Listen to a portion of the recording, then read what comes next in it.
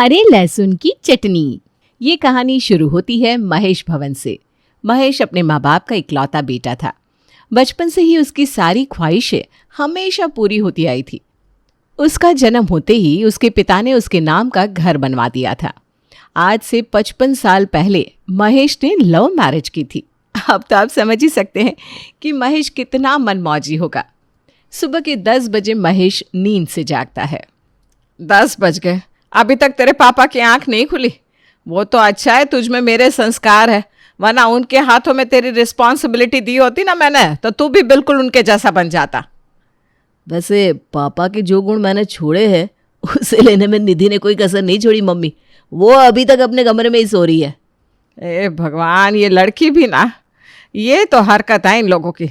10:30 बजे उसे कॉलेज जाना है और 10 बजे तक इसकी नींद पूरी नहीं हो रही।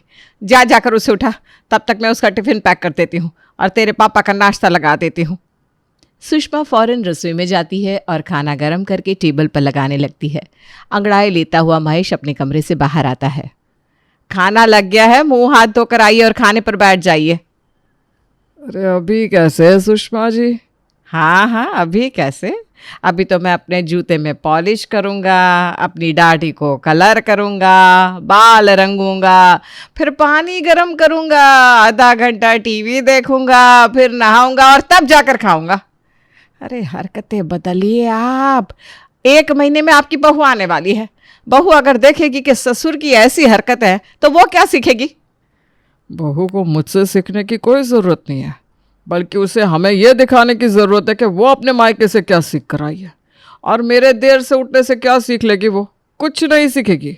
जहाँ स्ट्रिक्ट होना है वहाँ स्ट्रिक्ट भी हूँ मैं, वरना इतने पैसे होने के बाद भी करण कभी अपनी पढ़ाई पूरी नहीं करता। अच्छा, तो फिर निधि के बारे में क्या कहेंगे आप? तभी कमरे से बाहर आकर निधि कहती है, मेरा क्या है मम्मी, मैं तो पराये घर चली जाऊंगी। कुछ दिन तो सोने दो यहाँ मुझे। वहाँ तो लोग मुझे 6 बजे उठा देंगे। वैसे भी भाभी आने वाली है इस घर में। अब बहू के आने के बाद बेटी को कौन ही पूछेगा। करण का रिश्ता प्रिया से तय हुआ था और 1 महीने बाद दोनों की शादी थी। एक छोटे से परिवार में आने की बात से प्रिया बड़ी खुश थी। ठाकुर जी की कृपा है भाभी जी, जो छोटा परिवार मिल गया। अगर 3-4 भाइयों का परिवार होता तो पूरी जिंदगी प्रिया की रसोई में ही कट जाती हम लोगों की तरह। आज तक हमारे सर से पल्लू नहीं हटा सके हम। थैंक गॉड, ये सब ड्रामा वहाँ नहीं है मम्मी। करण के पापा तो खुद अपनी बेटी को जींस ला कर देते हैं। खुद इतने अच्छे से बन सवर कर रहते हैं वो। कोई देख कर कह नहीं सकता कि 55 साल की उम्र है उनकी। अभी तक तो सब अच्छा है, टचवुड, आगे भी हो। टचवुड बेटा, टचवुड, सब अच्छा ही होगा। हमने कब किसी का बुरा किया है जो भगवान हमारे साथ बुरा कर देंगे? हाँ। 1 महीने के बाद धूमधाम से बारात ले जाकर करण अपनी प्रिया को अपने घर ले आता है। अगले दिन सुबह उठकर नहा धोकर प्रिया और करण सत्यनारायण की पूजा में बैठ जाते हैं। सब कुछ अच्छी तरह हो जाता है।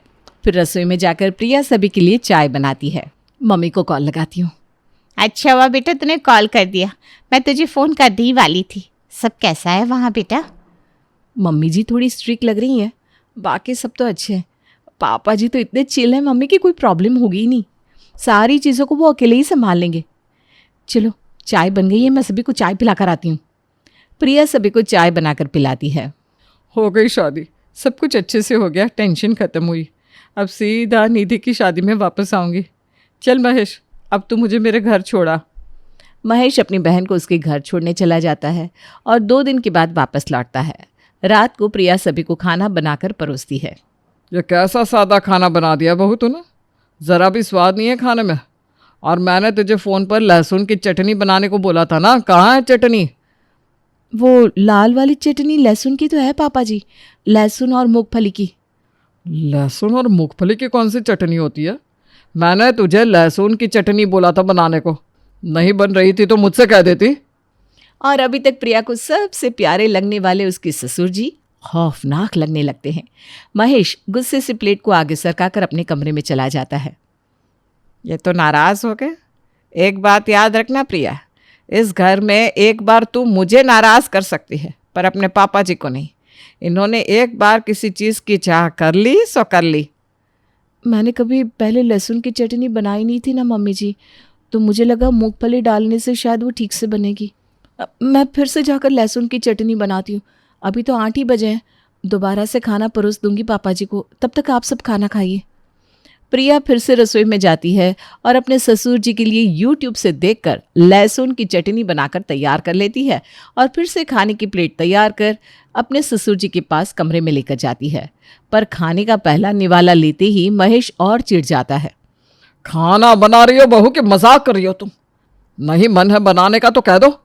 सुषमा जी, सुषमा जी कहाँ हैं आप? गड़बड़ाती हुई सुषमा कमरे में आती है। क्या हो गया जी आपको? इतना क्यों चिल्ला रहे हैं? दीदी से कोई बात हो गई क्या? दीदी से क्या बात होगी? उनके पास जाकर तो मैं खुश था। इतनी अच्छी लहसुन की चटनी खिलाई दीदी ने कि मूड ही हरा हो गया। मुझे लगा चटनी ही तो है, बहू भी बना लेगी, पर नहीं, यहाँ तो किसी से भी चटनी नहीं बन रही। एक ब्रेड सेक कर ला दो, वही खाकर सो जाऊंगा। सुषमा समझ जाती है कि उसके पति को ये चटनी का भूत कहाँ से चढ़ा है। हॉल में जाकर वो अपनी ननद को फ़ोन लगाती है। जिस हिसाब से महेश मेरे सामने उस चटनी को मांग मांग कर खा रहा था, मुझे लगा ही था कि उसे बड़ी पसंद आई है। इसीलिए उसके मना करने के बाद भी सीसी में भरकर मैंने उसके बैग में रख दी थी। निकाल कर खिला दे उसे। थैंक यू बुआ जी, आपने तो मेरी टेंशन ही दूर कर दी, वरना पता नहीं आज यहाँ क्या होता। कुछ दिन तो किरण की भेजी हुई चटनी चलती है, पर चटनी कितने दिन चलती? जिस दिन चटनी खत्म होती है उसी दिन से खाने की टेबल पर कलेश फिर से शुरू। वो स्वाद नहीं आ रहा ना पापा खाने में। अरे लहसुन की चटनी ही नहीं है तो कहाँ से आएगा बेटा स्वाद? अरे बहुत सारा लहसुन की चटनी लाना तो।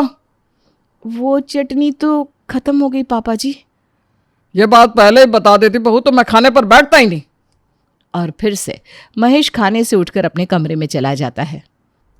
अब तो आपको पता है ना भाभी की चटनी बुआ जी ने बनाई थी, तो उनसे पूछ लेती आप कि कैसे बनी थी चटनी और बना लेती। पापा का मूड तो खराब नहीं होता।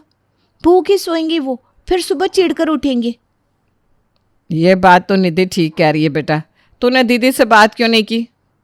जब चटनी इतनी बची थी कि 2 वक्त ही चल पाती, तभी मैंने बुआ जी को फ़ोन कर लिया था। मम्मी जी, बुआ जी ने ये लहसुन की चटनी हरे लहसुन की बनाई है। मैं आज सुबह ही मार्केट में गई थी, पर वहाँ कहीं हरे लहसुन बिकते ही नहीं है। हरे रंग के भी लहसुन आते हैं? बताओ तो, मुझे तो आज पता चल रहा है। क्या नहीं होता बेटा, प्रकृति में सब कुछ होता है।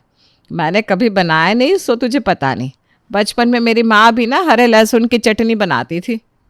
अच्छा, पर ऐसा कैसे हो सकता है प्रिया कि इतने बड़े शहर में कहीं हरा लहसुन ही नहीं है? अगर ऐसी कोई चीज़ होती है तो मिलती होगी। अरे तू ही कल जाकर मार्केट में पता कर बेटा, क्योंकि अगर हरा लहसुन नहीं मिला तो फिर से तेरे पापा घर का माहौल ख़राब कर देंगे। जाकर उन्हें एक ब्रेड सेक कर दे देती हूँ, कुछ तो खाए। दिल्ली की सुबह सुबह की ठंड में करण हरा लहसुन ढूंढने मार्केट में निकल जाता है।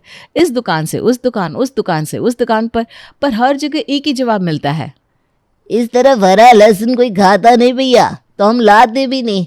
यहाँ तो कहीं नहीं मिल पाएगा आपको हरा लहसुन।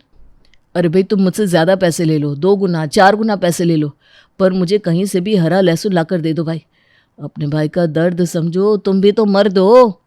बाप रे बाप, क्या हरे लहसुन की जड़ों में सोने निकाल रहे भैया, जो आप 4 गुने पैसे देने को भी तैयार हो गए। अब ये प्रिया क्यों फ़ोन करने लग गई? उसे कैसे बताऊं कि नहीं मिला लहसुन अभी तक? अच्छा, भाऊजी का खौफ है, तभी कुछ सोचना पड़ेगा। मेरे घर की खुशहाली की बात है भाई, कुछ तो उपाय बता, क्या करूं? लहसुन तो आराम से छत पर उगाए जा सकते, या घर के बाहर कोई छोटी सी जगह है तो वहाँ। अब घर बचाना है तो इतनी मेहनत तो करनी पड़ेगी। और ये बुरी खबर करण आकर अपनी बीवी को देता है। अब ये लहसुन का पौधा कहाँ मिलेगा? अब क्या होगा मम्मी जी? अरे कुछ नहीं होगा बेटा, तू टेंशन ना ले, कोई ना कोई दिमाग लगा लेंगे हम। सुषमा ये कह रही होती है कि तभी बाहर से भागती हुई निधि वहाँ आती है। मम्मी मम्मी जल्दी चलो, बगल वाली सोमा आंटी के घर से उसी लहसुन की चटनी की स्मेल आ रही है जो बुआ जी ने भेजी थी। चटनी मिली भी तो ऐसे लोगों के घर में जिनसे हमारी बातचीत ही बंद है। पर अगर वो ऐसी ही चटनी बना रही है मम्मी, मतलब उनको कहीं से तो हरे लहसुन मिल रहे हैं। निधि के नाक पर तुम लोग भरोसा मत करो, आधे से ज्यादा वक्त तो इसका नाक बंद रहता है। इस बंद नाक में भी मुझे स्मेल आ गई भैया, तो सोचो कितनी टेस्टी चटनी बनी होगी। और इस बात की पुष्टि करने के लिए करण, प्रिया और सुषमा सोमा के घर के बाहर पहुंचते हैं, जहां से सच में हरे लहसुन की चटनी की खुशबू आ रही थी। भाभी वो देखो, आंटी के गार्डन में हरे लहसुन के पौधे लगे हैं। उस तरफ इशारा मत कर बेटा, अगर सोमा ने देख लिया तो बेकार में हमारे घर पर दाना पानी लेकर कलेश करने आ जाएगी। सभी का चेहरा मुरझा जाता है और सब वापस लौट आते हैं। सुषमा पहले ही किचन में जाकर 2 ब्रेड सेक कर अपने पति के लिए तैयार कर लेती है। पराठे तो बना रही हूँ मम्मी जी, आप ब्रेड क्यों सेक रही हैं? चटनी के बिना तेरे पापा जी खाना नहीं खाने वाले बेटा, उनका गुस्सा बड़ा तेज़ है। मैंने कहा था ना, एक बार उन्होंने किसी चीज़ की जिद कर ली तो कर ली, अब खाना तो वो चटनी के साथ ही खाएंगे। प्रिया ना ही अपने ससुर को ब्रेड खाता देख पा रही थी, ना ही अपनी सास का मुरझाया चेहरा, और परेशान होकर वो अपनी माँ को कॉल लगाती है। हे भगवान, मेरी बेटी के ससुराल की शांति बनाए रखना। बता, तुझे तेरी सास स्ट्रिक्ट लग रही थी, आज वही औरत तेरे साथ खड़ी है। और तेरे ससुर जी जो चिल लग रहे थे, उन्होंने ही सारा रायता फैला रखा है। जो जैसा दिखता है ना वैसा होता नहीं बेटा। अब कैसे तेरे ससुर जी की ख्वाहिश पूरी की जाए? अब हमारे घर तरफ अगर हरे लहसुन होते तो मैं तुरंत ला कर दे देती, पर है ही नहीं। मैं तो तेरी खुशी के लिए अपना कलेजा भी निकाल कर दे दूँ बेटा। कलेजे से पापा जी खुश नहीं होंगे ना मम्मी, मुझे हरा लहसुन चाहिए। एक काम क्यों नहीं करती, तू सुबह 4 बजे उठकर उस पड़ोसन के गार्डन से हरा लहसुन चुरा कर लिया। उसे क्या ही पता चलेगा, कलेश करेगी भी तो कह देना गाय खा गई होगी। और उसी वक्त प्रिया ऑनलाइन खुद के लिए लहसुन का पौधा मंगवा लेती है और उसे अपने घर के बाहर बो देती है। अब ठीक है, खुद के गार्डन में भी 2-4 पौधे होने चाहिए, ताकि कोई कलेश करने आए तो मैं कह सकूं ये हरे लहसुन मेरे खुद के बागान के हैं। बस प्रिया अगली सुबह का इंतज़ार कर रही थी, पर इत्तेफाक से शाम को ही सोमा के पूरे परिवार वालों को घर में ताला लगाकर बाहर जाता देख लेती है। अरे वाह भगवान, तूने तो पहले ही मामला सेट कर दिया। सोमा का परिवार जैसे ही गाड़ी में बैठकर निकलता है, प्रिया चुपके से दीवार फांद कर उस घर के बागान से हरे लहसुन तोड़ कर ले आती है और चटनी बनाकर अपने ससुर के लिए खाना तैयार कर लेती है। सुबह तुमने पौधा लगाया और अभी लहसुन उग भी गए। वाह वाह प्रिया, अब तो आप खुश है ना पापा? प्रिया ने हरे लहसुन की चटनी बनाई है, बिल्कुल वैसी ही जैसे बुआ जी बनाती है। हाँ पापा, ये बिल्कुल वैसी ही चटनी है। आपको मुझ पर भरोसा ना हो तो खा कर देखिए। और अपने 2 दिन के अनशन को छोड़कर महेश आज फिर से खाना खा लेता है। रात को सोमा का परिवार लौट कर आता है। कहीं इन लोगों को कुछ पता न चल जाए, भगवान मेरी रक्षा करना। पर सोमा के घर से कोई आवाज़ नहीं आती और बात संभल चुकी है ये सोचकर प्रिया आराम से सो जाती है। अगली सुबह 4 बजे चुपके से प्रिया फिर से अपने पड़ोसी के घर जाती है और हरे लहसुन तोड़ कर ले आती है। इसी तरह दिन गुजरते हैं और आज सुबह जब प्रिया फिर दीवार फांद कर सोमा के बागान में पहुंचती है। आंटी आप पकड़ी ही गई ना आज। देखिए जी, ये क्या कर रही थी, लहसुन की चोरी। इतनी मुश्किल से हम अपने बागान में लहसुन उगाते हैं और ये खा जाती है। अपने पूरे घर को लेकर सोमा प्रिया के ससुराल पहुंच जाती है। ये संस्कार दिए है सुषमा तुमने अपनी बहू को कि दूसरे के घर में चोरी करो। चोर बहू लेकर आई हो तुम। अब कहाँ गए तुम्हारे खानदान के उसूल? तो यहाँ से लहसुन ला रही थी प्रिया। मुझे प्रिया के लिए बहुत बुरा लग रहा है। ये लो 20,000 रुपये और अपना ड्रामा समेटो। महेश कहता तो कुछ नहीं, पर अब उसे लहसुन की चटनी नहीं मिल पाएगी इस बात की चिढ़ उसके चेहरे पर साफ साफ दिख रही थी। लहसुन की चटनी का प्रॉब्लम कब सॉल्व होगा भगवान? सुबह 8 बजे जब प्रिया हरे लहसुन के पौधे में पानी देने जाती है तो क्या देखती है कि लहसुन बनकर तैयार है। अब तो महेश रोज चटनी खाता, पर कहते हैं ना इंसान की जिद उस पर ही भारी पड़ जाती है। सभी का नाश्ता ओवर होने वाला था, पर महेश अभी तक खाने पर नहीं आया था। कहाँ है जी आप? आपकी फेवरेट चटनी बनी है। आजकल ये बाथरूम में बहुत देर लगा देता है। कुछ देर बाद लड़खड़ाते हुए महेश बाथरूम से बाहर आता है और खड़े होकर हाथ में प्लेट लेकर खाना शुरू करता है। बैठ के आराम से खाइए ना पापा जी, अब तो हरे लहसुन की चटनी भी है। एक लहसुन मेरे भी उगाया है बहू, बैठ नहीं पाऊंगा। लगातार लहसुन खाने से महेश के पेट में दर्द रहने लगा था, पर जिद को कायम रखते हुए वो चटनी खा रहा था, जिस कारण उसके पेट में गर्मी बढ़ने से उसकी बॉडी में यहाँ वहाँ फोड़े निकलने लगे थे। रात को बिस्तर पर। मेरे पेट, लगता है पेट में भी घाव निकल आया है सुषमा जी। आप एक बार डॉक्टर को दिखाइए ना, ना बैठ पा रहे हैं ना सो पा रहे हैं। कल सुबह होते ही मैं डॉक्टर भैया को बुलाती हूँ। और डॉक्टर आते ही एक ही बात कहते हैं, भगवान तुम्हें बचा रहे थे महेश, इसीलिए हरे लहसुन नहीं मिल रहे थे तुझे, पर हमेशा से सब कुछ मिलता आया है ना तुझे। इस चीज़ को कैसे ना हासिल करता तू, अब भुगत।